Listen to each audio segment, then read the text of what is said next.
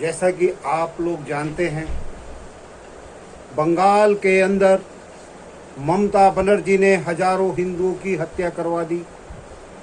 उन हत्याओं के विरोध में हमारे भारतीय जनता पार्टी के बुद्धिजीवी, बुद्धिमान नेता एक्शन लेने के बजाय धरने पे बैठने की बात करते हैं। हिंदुओं की हत्याएं होने के एवज में हमारे देश के प्रधानमंत्री ममता बनर्जी को उसकी जीत की बधाई देते हैं। शायद हमारे प्रधानमंत्री को ये नहीं पता कि ममता बनर्जी शुभेंदु अधिकारी से चुनाव हार गई है। उसको हारने की बधाई देनी चाहिए थी और वो उसको जीतने की बधाई देते हैं, बंगाल का मुख्यमंत्री बनने की बधाई देते हैं। आज हमारे देश के जितने भी हिंदुत्ववादी नेता हैं, सारे के सारे सोए हुए हैं। उनको जगाने के लिए मैं आया हूं और खुल करके जगाऊंगा। देखिए, जब तक हिंदुत्व को लेकर के भारतीय जनता पार्टी अगर आगे चल रही है, आगे बढ़ रही है, तो उसको हिंदुत्व का मेहरबान होना चाहिए, हिंदुओं का मेहरबान होना चाहिए कि हिंदुओं ने उनके ऊपर मेहरबानी करके और उनको ये सत्ता सौंपी है। आज वो हिंदुओं की हत्या कराने के लिए पूरी तरह से अगर कोई जिम्मेदार है तो भारतीय जनता पार्टी जिम्मेदार है। आज इतने दिन हो गए और इतने दिन होने के बाद भी बंगाल के अंदर कोई भी एक्शन नहीं लिया जा रहा। अब तक वहां पे राष्ट्रपति शासन लग जाना चाहिए था, राष्ट्रपति शासन नहीं लगाया जा रहा। क्यों नहीं लगाया जा रहा? क्या कारण है? अरे हमारे देश के ये जितने भी नेता हैं एक दूसरे से मिले हुए हैं, चाटुकार नेता हैं। एक अगर ममता बनर्जी हार जाती तो वो मोदी को बधाई देती, मोदी हार गया तो ममता बनर्जी को बधाई दे रहे। पिस कौन रहा है बीच में? भारत की जनता पिस रही है, बंगाल की जनता पिस रही है। आज भारत की जनता चाहती है कि किसी भी तरह से भारत के अंदर हिंदुत्व की लहर होनी चाहिए। नहीं, आज हिंदुत्व की लहर को पूरी तरह से हमारे प्रधानमंत्री मोदी जी दबाने की कोशिश कर रहे हैं। आज बंगाल के अंदर हिंदुओं की हत्याओं के ऊपर जश्न मनाया जा रहा है। ममता बनर्जी खुल के जश्न मनाई जा रही है। जो कल तक लूली लंगड़ी अपाहिज कुर्सी के ऊपर बैठ करके नाटक करती थी और बोलती थी खेला होती है, खेला हुए, खेला हुए, और आज वो अपने पैरों पे चल करके नाच रही है, गा रही है, जश्न मना रही है।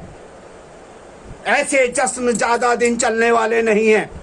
हिंदुओं की लाशों के ऊपर जिसने भी राजनीति करी है या अपनी सत्ता को चमकाने की कोशिश करी है, भारत देश से उसका वजूद मिट जाता है। उठा करके इतिहास देख लो, इतिहास में ऐसे लोगों का नामो निशान भी नहीं मिलेगा जो भारत की जनता के साथ, भारत के हिंदुओं के साथ दगाबाजी करते हैं, भारत के हिंदुओं के साथ धोखेबाजी करते हैं।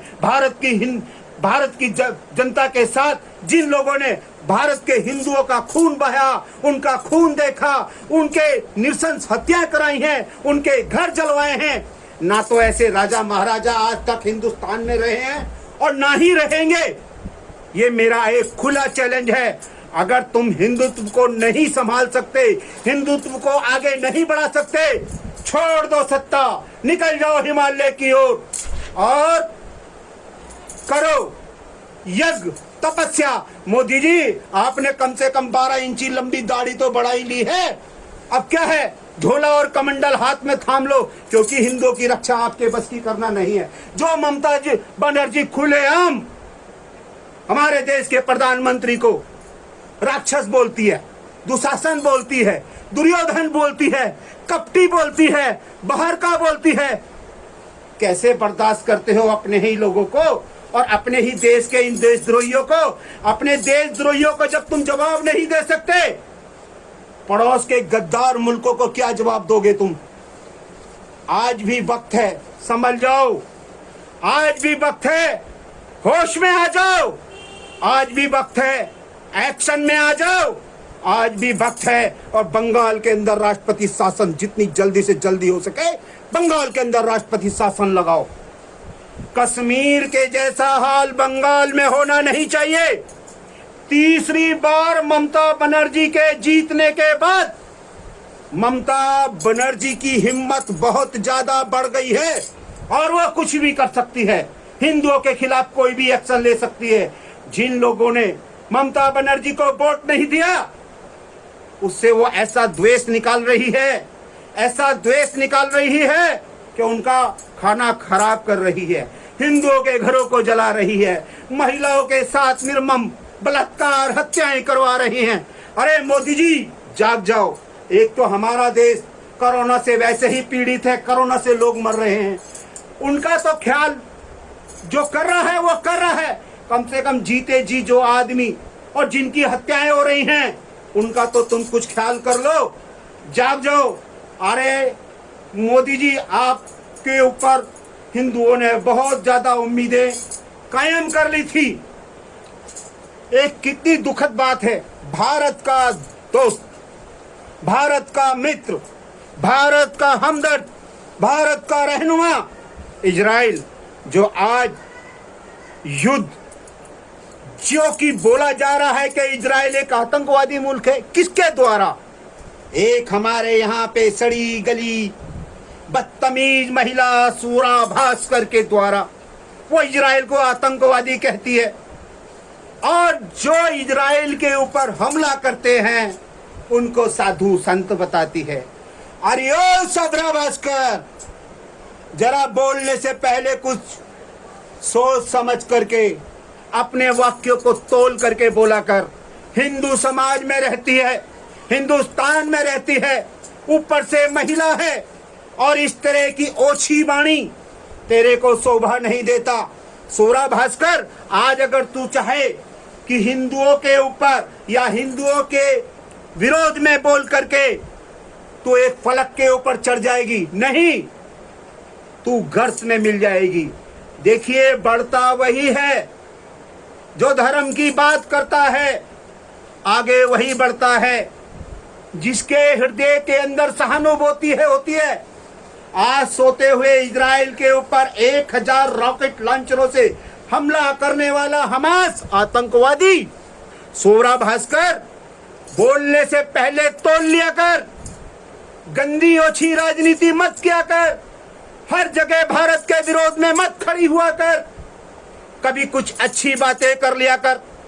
अरे तू अभिनेत्री, तू बंबई के अंदर क्या करती है, क्या रहती है, क्या खाती है, क्या कमाती है, कोई देखने नहीं गया। तेरा तो सिर्फ एक चरित्र रहा है जहां पे भारत विरोधी ताकतें हो, भारत के विरोध में लोग खड़े हो, भारत के विरोध में जन आंदोलन होता हो, तू वहीं जाकर के खड़ी हो जाती है। आज मेरे लिए, मेरे देश के लिए वही व्यक्ति शुद्ध है, निडर है, बहादुर है, जो भारत हित की बात करता है, भारत के विषय में सोचता है और भारत को आगे बढ़ाने की बात करता है। और ये लोग सूरा भास्कर, नसरुद्दीन जाट, अवार्ड वापसी गैंग, जब किसी हिंदू की निर्मम हत्या होती है, एक बंदे के मुंह से शब्द नहीं निकलता हमदर्दी के लिए उसके खिलाफ, अखलाक जैसा मर जाता है, उसके लिए हाय हाय हाय छाती पीटना चालू कर देते हैं लोग। बहुत ही दुष्चरित्र व्यक्ति हमारे हिंदुस्तान में रहते हैं, जो कि हिंदुस्तान की खाते हैं और हिंदुस्तान के सीने में छुरा भोंकते हैं। ऐसे व्यक्तियों का हिंदुस्तान के अंदर संपूर्ण रूप से बहिष्कार होना चाहिए। भाइयों, अगर मेरी बात से आप सहमत हो, आप देशभक्त हो, राष्ट्रभक्त हो, ऐसे व्यक्तियों के लिए ऐसे भद्दे भद्दे कमेंट डालो कि इनका रात का दिन और दिन का चैन हराम हो जाए। ये भी सोचने को मजबूर हो जाएं कि अगर इन्होंने गद्दारी करी है तो किस देश के खिलाफ करी है, अगर गद्दारी करी है तो किस कौम के खिलाफ करी है। आज हमारे देश के मुस्लिम लोग हमास के लिए छाती पीट रहे हैं, और जब इजराइल के ऊपर हमला हुआ, एक व्यक्ति नहीं बोलता कि ये गलत है, निंदनीय है, अशोभनीय है। ये लोग क्या चाहते हैं भैया? ये लोग चाहते हैं कि किसी भी तरीके से पूरे मुल्क के अंदर मुस्लिम राष्ट्र, मुस्लिम सारा साम्राज्य मुस्लिम विषय बन जाना चाहिए, क्योंकि इनके पैगंबर मोहम्मद ने कहा है काफिरों की हत्या करो, आगे बढ़ो और पूरे देश को मुसलमान बना दो। कहाँ की राजनीति, कैसी राजनीति? ये तो एक धर्म के खिलाफ दूसरे धर्म का अघोषित युद्ध हुआ ना, जो कि घोषणा भी नहीं है कि हम युद्ध कर रहे हैं, और एक जैसे छुप करके वार करते हैं वैसे वार करके चले जाते हैं। वार करने से पहले एक बार किसी को अलर्ट तो कर दो और उसके बाद फिर वार करके देखो। वार का जवाब तकरार नहीं होगा, वार का जवाब वार होगा। अपने ही घर को आग लगा दी बुझे हुए चिरागों ने, अपने ही घर को आग लगा दी बुझे हुए चिरागों ने, तेल की जगह लहू जला डाला देश के गद्दारों ने। हमें तो अपनों ने लूटा, गैरों में कहाँ दम था। हमें तो अपनों ने लूटा, गैरों में कहाँ दम था। ममता बनर्जी तेरी कश्ती वहां डूबेगी जहां पानी कम था।